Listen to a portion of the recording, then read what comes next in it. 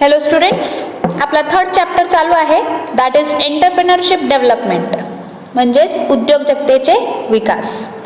तर त्यात आज आपण नवीन कन्सेप्ट बघणार आहोत. त्याचं नाव आहे स्टार्टअप इंडिया. पहिले जाणून घेऊया त्याचा अर्थ. स्टार्टअप ॲप म्हणजे असा उद्योग ज्याचे मुख्यालय भारतात आहे, ज्याची सुरुवात होऊन 10 वर्षापेक्षा जास्त कालावधी झाला नाही आणि ज्याची वार्षिक उलाढाल 100 कोटीपेक्षा कमी आहे. या उपक्रमाअंतर्गत भारत सरकारने भारतीय उद्योजकांना 10 लाख मोबाईल ॲप स्टार्टअप उभारण्यासाठी iMade ह्या उपक्रमाची सुरुवात केली आहे. मुद्रा बँकची योजना, प्रधानमंत्री मुद्रा योजना, भारत सरकारचा एक उपक्रम आहे, जिचे उद्दिष्ट दुर्बल सामाजिक व आर्थिक उद्योजकांना कमी व्याजदराने कर्जे सूक्ष्म वित्तपुरवठा करणे आहे. ठीक आहे. स्टार्टअप इंडिया हा भारतात सरकारचा एक उपक्रम आहे. याची सुरुवात 2016 मध्ये झाली.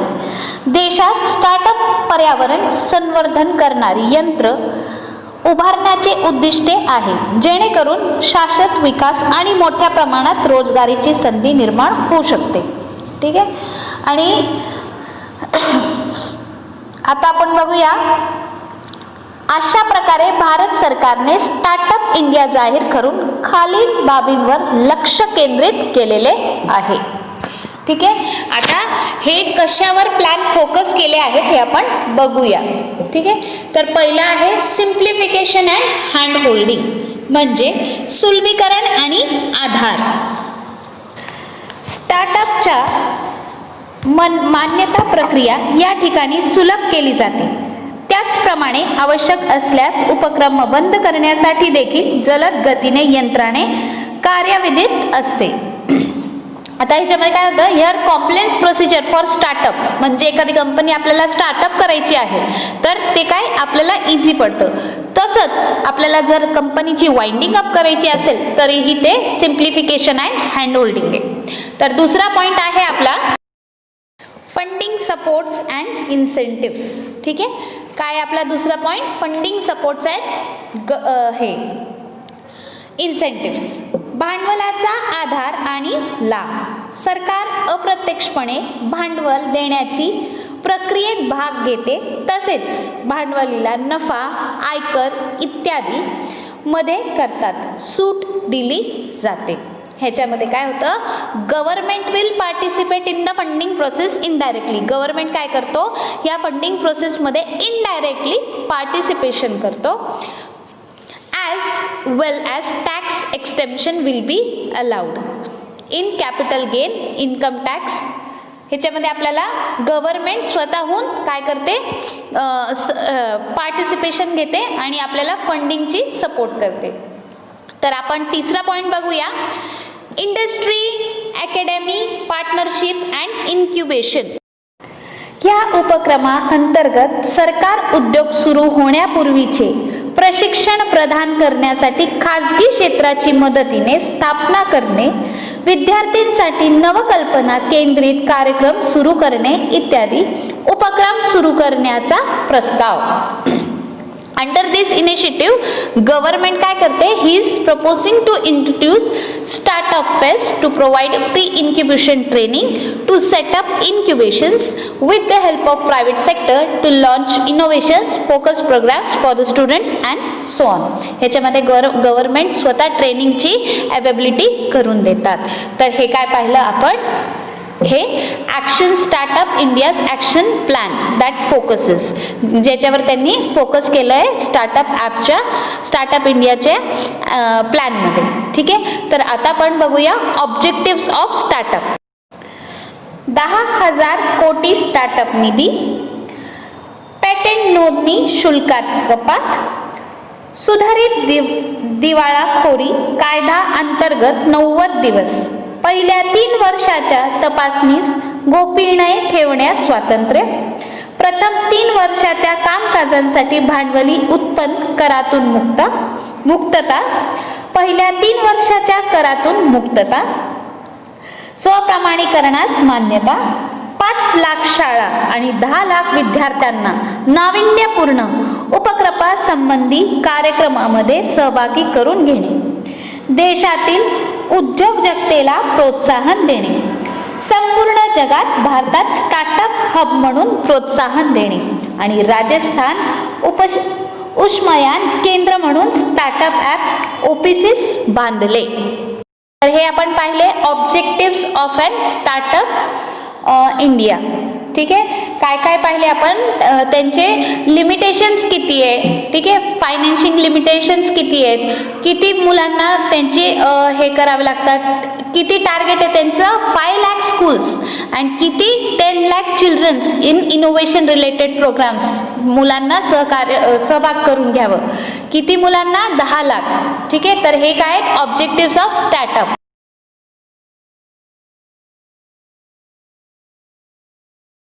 आता आपण बघणार आहोत स्टँडअप इंडियाचा इकोसिस्टम. तर जाणून घ्या आपण स्टँडअप इंडियाचा इकोसिस्टम कशा प्रकारे असतं. लीड डिस्ट्रिक्ट मॅनेजर असतात, त्याच्या खाली 4 ब्रांचेस असतात. त्याला तो काय करतो, लीड डिस्ट्रिक्ट मॅनेजर लीड करतो 4 ब्रांचेसला. ठीक आहे, तो कुणाबरोबर कनेक्टेड असतो, कनेक्ट सेंटर्स विथ SIDBI आणि connect the centre with NABRAD. ठीक आहे, तर हे कसे असतात, कनेक्टेड असतात. तर त्यांच्या अंडर काय काय येतं, rural self employment training institutes, vocational training centres, MCME development institutions, state /ST development and financial corporations industries association. आणि मग त्याच्या कनेक्ट सेंटर्सच्या अंडरमध्ये काय येतं, district industries centres, Dalit Indian chamber of commerce and industry, skilling centres, woman entrepreneur association. तर हे काय stand up इंडियाचा ecosystem आहे. त्याचे ऑब्जेक्टिव्स कसे आहेत, Objectives of stand-up scheme. The objective of stand-up India scheme is to facilitate bank loans of rupees 10 lakh and rupees 1 crore. तर ह्याची किती असते, क्षमता किती असते ह्याची, बँक हे लोन देण्याची, facilitate bank loan between 10 lakh and rupees 1 crore to at least one scheduled caste, that is SC, or scheduled tribe, that is ST borrower, and at least one woman borrower per bank branch for setting up greenfield enterprise, and this enterprise may be in manufacturing services or trading sector. In case of non-individual enterprises at 51% of the shareholding and controlling stack. ठीक आहे, आता जे अनुसूचितचे ST आणि किंवा महिला उद्योगांचे वित्त हे करणारी स्टँडअप इंडिया योजना आहे.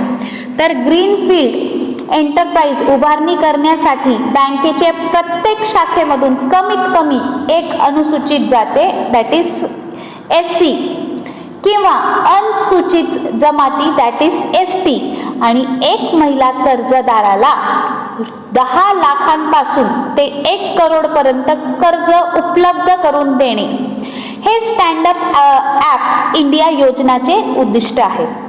हा उपक्रम उत्पादन, सेवा किंवा व्यापार क्षेत्रात असू शकतात. वैयक्तिक नसलेल्या उद्योगांची बाबतीत भागधारक आणि नियंत्रित भागभांडवली किमान 51% हिस्सा अनुसूचित जाती आणि जमातींसाठी किंवा महिला उद्योजकांकडे असावा. ठीक आहे, आता आपण बघूया त्याची एलिजिबिलिटी. अनुसूचित जाती, जमाती किंवा महिला उद्योजक हा 18 वर्षे पुढील वयाचा असावा. ठीक आहे, 18 इयर्स तरी पाहिजे. या योजना अंतर्गत कर्ज फक्त ग्रीनफील्ड प्रकल्पासाठी आहे. तिसरा आहे वैयक्तिक नसलेल्या उद्योजकांच्या बाबतीत 51% भाग भांडवल आणि नियंत्रित भाग भांडवल अनुसूचित जाती, जमाती आणि महिला उद्योजकांपैकी एकाचेच असावे. आता नेचर ऑफ लोन, कर्जाचे स्वरूप रुपये 10 लाख ते 100 लाखापर्यंत, सममिश्र कर्ज, मुद्रित कर्ज आणि खेळते भांडवलासह. ठीक आहे, आता कर्जाचे हेतू म्हणजे पर्पस ऑफ लोन. अनुसूचित जाती जमातीतील महिला उद्योजकांकडून उत्पादन, व्यापार किंवा सेवा क्षेत्रातील नवीन उद्योग स्थापित करणे. ठीक आहे. आता कर्जाची मर्यादा, साईज ऑफ द लोन. प्रकल्प खर्चांचे 75% समिश्र कर्ज, ज्यामध्ये मुदत कर्ज फक्त खेळत्या भांडवला समावेश होतो. आता व्याजाचा दर म्हणजे इंटरेस्ट रेट. बँकेचा व्याजदर त्याच श्रेणीसाठी सर्वात कमी लागू दर असेल तर बेस रेट MSR 3% आणि हप्तापेक्षा जास्त नसावं. सुरक्षित म्हणजे सिक्युरिटी. प्राथमिक सुरक्षित कर्ज, कॉलरेटल सुरक्षा किंवा बँकेने ठरवल्याप्रमाणे क्रेडिट गॅरंटी फंड स्कीम योजनाचे हमीद्वारे सुरक्षित केली जाऊ शकते. रिपेमेंट. आता कर्जाची परतफेड ही 7 वर्षाच्या आत आणि पुढे जास्तीत जास्त 18 महिन्यांची मुदतीत करण्यात यावी. आता खेळते भांडवल, दॅट इज वर्किंग कॅपिटल. रुपये 10 लाखांपर्यंत खेळते भांडवल घेण्यासाठी अधिकाऱ्याद्वारे मंजूर केले जाऊ शकते. कर्जदाराचे सोयीसाठी रुपये डेबिट कार्ड दिले जावे आणि 10 लाखांपेक्षा जास्त खेळते भांडवल मर्यादा रोख मर्यादाद्वारे मंजूर करावी. आता किरकोळ किंमत, दॅट इज मार्जिन मनी. पात्र योजना अंतर्गत 25% किरकोळ किंमत केंद्र किंवा राज्य योजनेच्या पात्रतेसह प्रदान केली जाऊ शकते. तर हे आपण काय पाहिलं, स्टँड अप इंडियाचा इकोसिस्टम पाहिला. ठीक आहे. पुढच्या लेक्चरमध्ये आपण पाहणार आहोत कृषी पर्यटन, ग्रामीण पर्यटन, that is agro tourism and rural tourism. Thank you students, please subscribe my channel and keep watching my